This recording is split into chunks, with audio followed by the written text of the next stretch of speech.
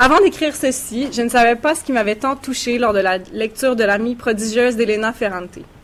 Je me disais que c'était sans doute parce qu'elle a fait écho avec la maladie de ma grand-mère et son décès. Je me permets donc d'entrer de jeu un petit détour personnel. Ma grand-mère maternelle, de qui j'étais très proche, adorait la lecture et particulièrement celle d'outre-mer, et encore plus celle qui se situait en Italie, un des pays qu'elle a préféré visiter et celui dans lequel se situent les romans dont il sera question ici. Après avoir lu le premier tome, j'ai donc tout de suite voulu lui offrir. Malheureusement, elle n'a jamais eu le temps de le lire. Lorsque nous avons récupéré ses effets personnels à l'hôpital le jour de sa mort, le livre était déposé sur la table de chevet avec un signet à la page 49. J'ai débuté la lecture du deuxième tome peu après ses funérailles, comme s'il fallait que je continue de suivre cette histoire pour elle. Je vis mon deuil à mesure que je tourne les pages du troisième tome. La lecture de cette trilogie coïncide donc pour moi avec une histoire bien intime qui va au-delà de ce que contiennent les romans. Mais c'est peut-être aussi pourquoi j'ai eu envie de creuser un peu plus loin et de comprendre ce qui les compose, d'en découvrir les différentes perspectives. Car je suis bien consciente que les lectrices et les lecteurs de l'Amie prodigieuse n'ont pas toutes perdu leur grand-mère au moment où elles ont ouvert les livres. Et pourtant, les romans de Ferrante touchent des lectrices et des lecteurs de partout dans le monde et connaissent un succès phénoménal. C'est cette fascination qui a servi de point de départ à ma réflexion. Pourquoi, si la trilogie a pour moi une résonance très particulière, est-elle pourtant si populaire auprès de tout le monde? Tout le monde au sens à l'échelle internationale, mais aussi tout le monde au sens qu'il est reçu autant comme un best-seller vendu dans les aéroports, fait vécu, que comme un chef-d'œuvre littéraire qui ne pourrait dès lors être accessible qu'à un champ très restreint d'individus. Ainsi, je me suis demandé d'emblée quelle est la fameuse recette de Ferrante qui fait que j'ai voulu offrir ce roman à mes amis, à mon copain, à mes parents, à mes beaux-parents et à ma grand-mère. J'ai alors entrepris une brève revue de presse sur le web. Je me suis imprégnée d'environ une vingtaine d'articles pour découvrir que mon intuition était légitime. Elena Ferrante a son propre hashtag. Donc, son propre hashtag qui est le hashtag fièvre Ferrante ou Ferrante Fever, ce qui confirme sa notoriété. Encore, j'ai appris que certaines fans organisent des soirées à thématique napolitaine en honneur de la ville dans laquelle se déroule l'histoire. Avide d'en savoir plus, moi qui n'avais jusqu'alors que dévoré ces romans, sans trop me poser de questions, j'ai continué de faire défiler les pages web et j'ai découvert qu'Elena Ferrante est en fait, depuis plus de 20 ans, une auteure anonyme. Elle a publié, en plus de l'Amie prodigieuse, son œuvre la plus récente, 10 romans sous ce pseudonyme, qui serait, affirme-t-elle, un hommage à l'écrivaine italienne Elsa Morante. De ce fait, elle est dépeinte par la presse internationale comme un phénomène littéraire et éditorial, un succès mondial avec 5 millions de copies de l'Amie prodigieuse écoulées partout dans le monde et une traduction en 42 langues, et une écrivaine culte dont certaines pizzas de Naples portent le nom. Le New York Times propose même des tours guidés sous le thème Elena Ferrante dans cette même ville italienne. Elle était aussi la seule auteure à figurer sur la fameuse liste des 100 personnalités les plus influentes de 2016 du magazine américain Time. En somme, j'ai découvert que je n'étais pas la seule à avoir développé une passion pour ces romans, mais que s'est créée une véritable communauté et que, de surcroît, cette fascination relevait sans doute de l'utilisation du pseudonyme. Ma quête est ici modeste. Je n'entends pas expliquer les rouages et nuances de l'entreprise qu'est l'adoption d'un pseudonyme littéraire.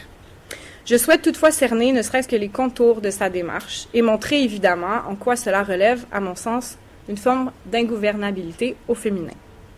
Donc, je vous introduis d'abord à la saga, qui est l'Amie prodigieuse. Donc, les romans suivent deux héroïnes, Raffaella Cerullo, dite Lila, fille de cordonnier, et Elena Greco, fille du portier de mairie, tout au long de leur vie, c'est-à-dire de l'enfance à l'âge d'or. Pour l'instant, en fait, la série compte 3 tomes, traduits en français. L'Amie prodigieuse, le premier tome, qui retrace leur enfance dans un quartier pauvre de Naples, puis leur adolescence. Le nouveau nom, deuxième tome, qui relate cette fois-ci leur vie de jeune adulte, alors que Lila se marie et qu'Elena fait des études à l'École normale de Pise et devient écrivaine. Et le troisième tome, Celle qui fuit et celle qui reste, le dernier tome paru en septembre dernier, qui dépeint leur quotidien de femme adulte, alors qu'Elena est désormais mariée et exerce les métiers de professeure et d'écrivaine, et obtient un peu de succès dans la presse, et que Lila est divorcée, ouvrière dans une usine de saucisses, et qu'elle s'engage dans les luttes syndicales et féministes des années 70. Le 4e tome, L'enfant perdu, dont nous ne connaissons malheureusement pas encore la date de parution en français, si je ne me trompe pas. Si vous la connaissez, j'aimerais vraiment la savoir. S'attachera à décrire le reste de cette vie lorsque ses 2 amies d'enfance sont désormais des femmes âgées. Elena et Lila grandissent ensemble et se lient d'amitié, avant tout parce qu'elles appartiennent à une même classe sociale, mais aussi parce qu'elles découvrent peu à peu qu'elles ont le même intérêt pour la réussite et le succès, qu'elles souhaitent gravir les échelons sociaux et qu'elles le pourront, en se démarquant des autres grâce à leur intelligence remarquable. Or, elles s'éloigneront graduellement, Lila choisissant d'abandonner ses études à 16 ans et de travailler à la cordonnerie de son père, puis de se marier et d'avoir des enfants, et Elena poursuivant ses études jusqu'à la publication d'un premier roman, quittant Naples et sa vie de pauvreté. C'est ce qui déploie dans le 2e tome. Les 2 jeunes femmes semblent alors vivre une forme d'émancipation, chacune à leur manière. Or, le fossé se creuse encore plus entre les 2 amies, l'une qui choisit le travail ouvrier, l'autre la vie intellectuelle. Il devient alors un fossé de classe. Les 2 femmes sont d'ailleurs constamment opposées dans la série, malgré leur amitié forte, voire fusionnelle. Lila est celle qui parle fort, qui a un caractère frondeur, qui est brillante. Elena est aussi très intelligente, mais plus discrète. C'est la fille à lunettes et à boutons, toujours le nez dans les livres. Mais elles sont toutes 2 des femmes ingouvernables. Au-delà d'un schéma simpliste, les livres mettent en scène 2 héroïnes qui se battent pour devenir femmes, chacune à leur façon, dans la société italienne des années 70, une société aux traditions fortes, dominée par des valeurs patriarcales. Je cite à cet égard Elena Scappaticci du journal Le Figaro. Elle parle des années de plomb en Italie, époque pendant laquelle se situe le 2e tome de l'Amie prodigieuse. L'heure est à la révolution, mais comme le note Ferrante, à cette époque où on chamboulait tout, aucune fille ne tenait le haut de l'affiche. Ouvrière comme Lila ou surdiplômée comme Elena Greco, une femme est mariée d'abord et mama surtout. Fin de la citation. Il s'agit donc d'une œuvre empreinte de féminisme dans son contenu. Je voudrais vous entretenir sur la justesse de ton de Ferrante, la vérité et les faits réels qui se dégagent de son écriture, la violence et la misogynie qu'elle arrive à aborder de front, tout en gardant une retenue admirable, la puissance narrative des récits, puisque de tout cela émane le féminisme. On en parle comme d'une fresque, d'ailleurs féministe et sociale, de romans où se mêlent avec brio l'intime et le politique, où on arrive à capter la complexité de l'amitié entre 2 personnes, et surtout celle entre Lila et Lena, sans tomber dans des clichés grossiers ou dans la surenchère sentimentale. Cependant, c'est de celle qui a écrit tout cela dont je me suis engagée à vous parler, et qui est elle aussi, comme ses héroïnes, une femme ingouvernable. Elle est celle qui reste invisible, mais qui porte néanmoins une voix, une grande sincérité et un ton viscéral, pour reprendre les termes utilisés par son éditeur français chez Gallimard. Il y a 20 ans, lorsque le manuscrit de son premier roman, L'amour harcelant, a été accepté par la maison d'édition romaine EO, Elena Ferrante a fait part de sa seule condition. Elle ne ferait rien pour la promotion de ses livres. Elle écrit dans une lettre qu'elle leur a remise « Je crois que les livres, une fois qu'ils sont écrits, n'ont pas besoin de leurs auteurs », y affirmait-elle. Depuis, elle n'a jamais dérogé à cette règle et n'accorde des entrevues que par courriel. Mais, comme le rapporte Enrica Sartori dans le magazine littéraire, je la cite, « La discrétion d'Elena Ferrante va bien au-delà du simple souci d'anonymat. C'est également un parti pris esthétique, une façon de s'effacer derrière l'écriture. C'est précisément cet effacement qui m'intéresse, ce choix de se faire disparaître comme projet littéraire et ce que cette démarche dévoile. D'ailleurs, si cela tient comme l'essentiel de sa posture d'auteur, il est aussi central à toute son œuvre. Dès les premières pages du premier tome de l'Amie prodigieuse, nous apprenons la disparition de Lila à l'âge de 66 ans. C'est le fils de cette dernière qui en avise Elena, la narratrice de l'histoire, et ce qui déclenche en elle le désir d'écrire l'histoire de leur amitié, de leur enfance jusqu'à l'annonce de cette disparition. Lena écrit « Elle voulait que chacune de ses cellules disparaisse, que rien d'elle ne soit retrouvé, ne serait-ce qu'un cheveu dans le monde. » Lila s'est même découpé des photos de famille, et elle n'a pas non plus laissé de notes. Le récit donc dès les premières phrases évoque la disparition, le retranchement, l'effacement. Drôle de parallèle, ou plutôt un rapprochement beaucoup trop beau pour être vrai pour moi, qui cherche justement à établir ces liens entre l'œuvre et sa réception. Parce que, en fait, c'est là où tout se noue pour moi. Femme et disparition, il me semble que c'est un tandem beaucoup trop usuel. Lila disparaît et son auteur s'efface sous un pseudonyme. Mais dans l'œuvre comme dans la vie, pour une fois, ces disparitions ne sont pas acceptées. D'un côté, on cherche à faire revenir Lila en la faisant apparaître à travers les souvenirs d'Elena, ce qui est tout à fait légitime et beau que cette amitié entre les deux femmes. Et de l'autre côté, on cherche à ce que l'auteur se dévoile. On ne supporte pas son effacement, son refus de se faire voir. Or, dans ce cas-ci, il n'y a rien d'appréciatif ou d'acceptable. La disparition de l'auteur est rejetée, mais pour des motivations qui ne sont pas à son bénéfice, bien évidemment. Quand les femmes choisissent de se taire, comme on voudrait qu'elles le fassent, ça ne marche pas. C'est inacceptable. C'est cette présence masculine insidieuse, ce boys club invisible, mais non moins puissant, qui doit choisir quand elles peuvent être silencieuses et quand elles doivent parler ou mieux se montrer.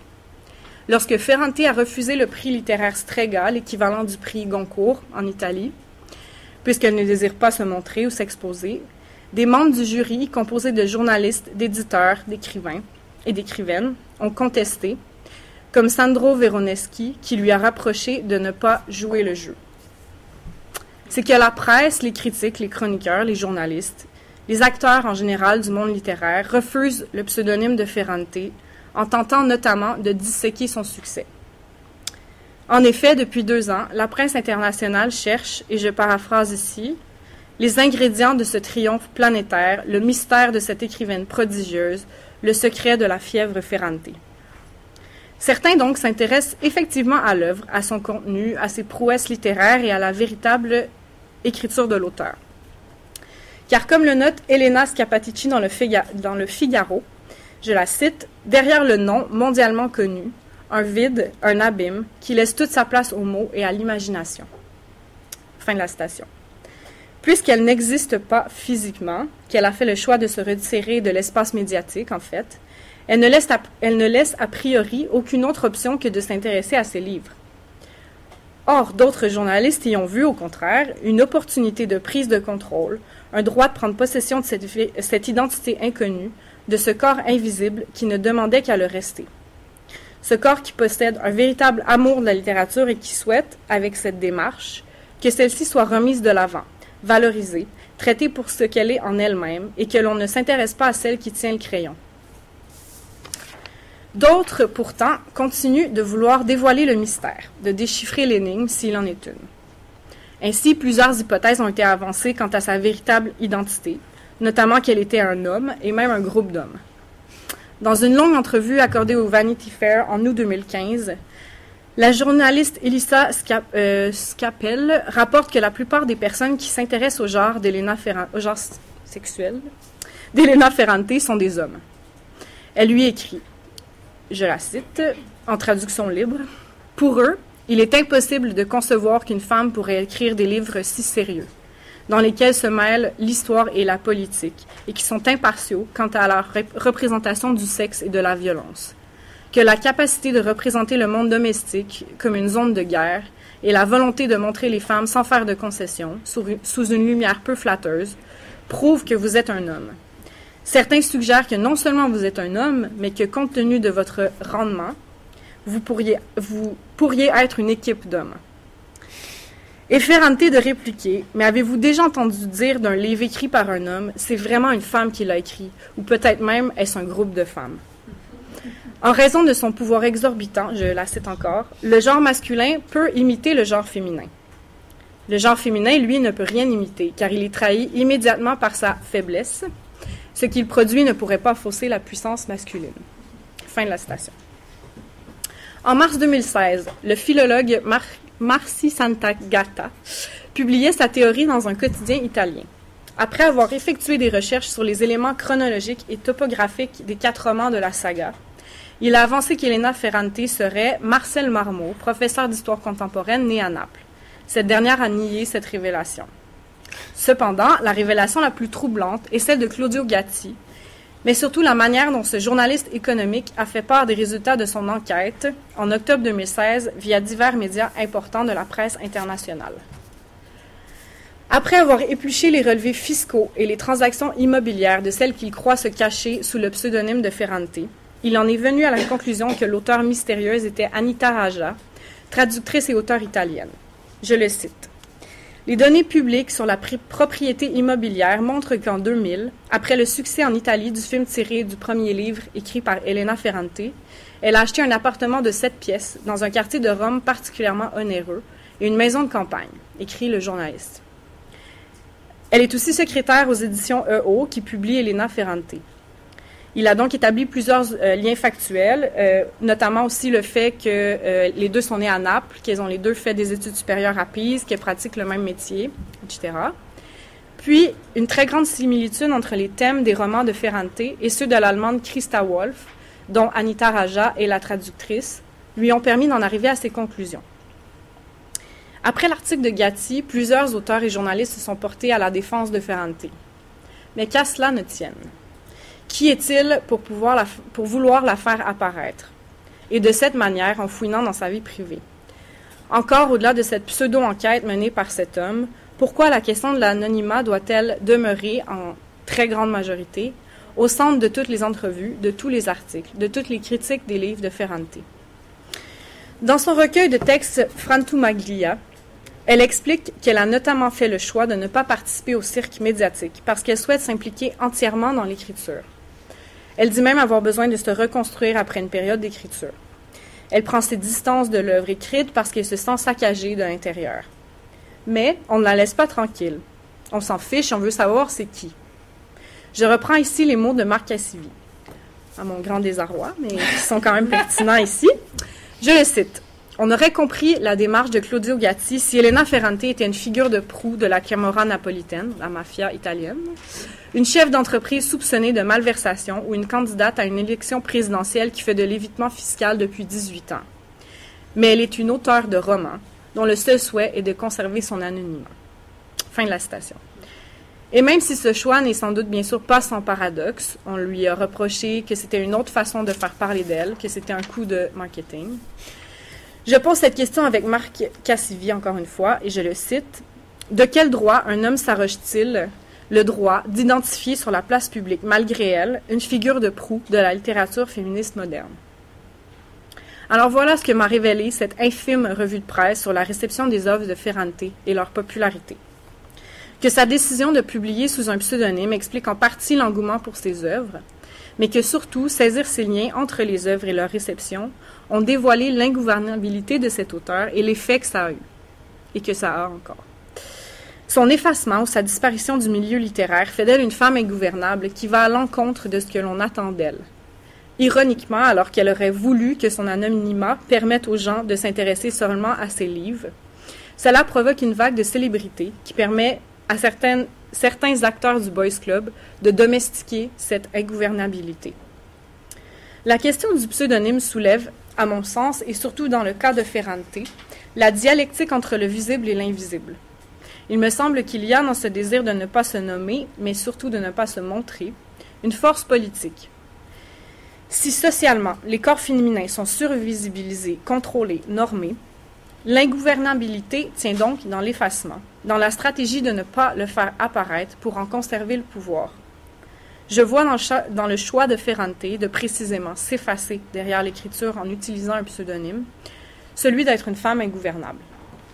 Bien sûr, il ne s'agit là que d'une des stratégies possibles face aux boys clubs littéraires, critiques, universitaires et particulièrement journalistiques et médiatiques. Mais mon rôle n'est pas ici de légitimer ou de condamner les différents moyens de résistance et ou d'émancipation. Je crois cependant que l'on sous-estime le pouvoir politique de l'invisible dans certaines circonstances. C'est aussi ce que soutient Peggy Phelan dans son essai Unmarked, The Politics of Performance. Elle s'intéresse au lien entre le pouvoir politique et la représentation visible. Selon elle, l'idéologie de la visibilité à laquelle plus d'importance et de crédibilité est accordée de manière générale, et notamment dans les théories culturelles des 10 dernières années, efface le pouvoir du banal, du silence, de l'invisible ou du unmarked, pour le dire avec elle, qui possède pourtant autant de force et de potentiel politique. Dans ce qui ne se voit pas ou dans les angles morts, Ce qui n'est pas détient une autre puissance, une dimension souvent négligée. C'est justement dans ce « je ne suis pas » ou « je suis ce que vous ne voyez pas » que les femmes, par exemple, peuvent puiser une agentivité et surtout un pouvoir politique. Phelan encourage donc la disparition active. Il s'agit d'utiliser l'invisibilité pour rendre les choses visibles et pour dès lors résister. Pour le dire avec elle, « There is a real power in remaining unmarked, and there are serious limitations to visual representation as a political goal. » Ce corps que Ferrante choisit de cacher résiste. Son pseudonyme révèle le pari qu'elle fait. Je suis ce que vous ne voyez pas et je revendique le droit à l'anonymat. Prenez et lisez. Ceci n'est pas mon corps donné pour vous. Faites ceci en mémoire de moi. J'ai débuté cette communication sur une note personnelle et par souci de cohérence, c'est ainsi qu'elle se terminera. Pour moi, les romans de Ferrante sont avant tout l'histoire d'une amitié entre femmes. Car comme elle l'écrit dans Frantumaglia, l'amitié est un creuset de sentiments positifs et négatifs qui sont dans un état permanent d'ébullition. C'est cette effervescence que l'on ressent à la lecture de l'Amie prodigieuse. Cet état qui donne l'impression qu'ensemble, entre filles, le monde nous appartient, qu'on peut briser des barrières et construire une société nouvelle. Un bouillonnement qui naît de la sororité. Car malgré qu'elles soient séparées au fil des pages, Elena et Lila conservent cet attachement au fil des années, des frontières et des différences. Et c'est cette affection sans limite qui m'a touchée, peu importe le nom qui se trouve sur la couverture. Peut-être, oui, que cette ambiguïté que crée l'utilisation d'un pseudonyme que de cette ambiguïté se dégage une forme de fascination qui participe à produire un certain effet chez le lecteur. Mais parfois, comme dans mon cas, ça ne change rien. Au début de ma lecture, je croyais que l'auteur s'appelait véritablement Elena Ferrante et j'ai reçu ces mots en plein ventre. Ainsi, finalement, je n'ai pas mené mes recherches assez loin théoriquement pour aboutir à des conclusions incontestables, sans doute. Je n'en avais pas l'intérêt de toute façon car j'avais attrapé la fièvre Ferrante. Je disais donc que je souhaitais cerner les contours de sa démarche, d'en saisir les limites et le potentiel. Je ne sais peut-être pas toujours ce qu'il en est véritablement, mais je sais que cela importe peu, tant que je continue de la lire, pour mon propre plaisir et celui de ma grand-mère. Je peux aussi soulever que ce choix, qu'est l'utilisation d'un pseudonyme, est parfois aussi nécessaire que l'on pense à toutes les femmes au cours de l'histoire qui n'ont pas eu d'autres options que de publier sous une identité masculine pour être écrivaines, ou d'autres qui, encore aujourd'hui, doivent demeurer anonymes pour s'exprimer librement dans leurs écrits. Si ce n'est pas le cas pour Ferrante, elle demeure tout de même une écrivaine ingouvernable, envers et contre tous, invisible mais bien vraie. Voilà. Merci.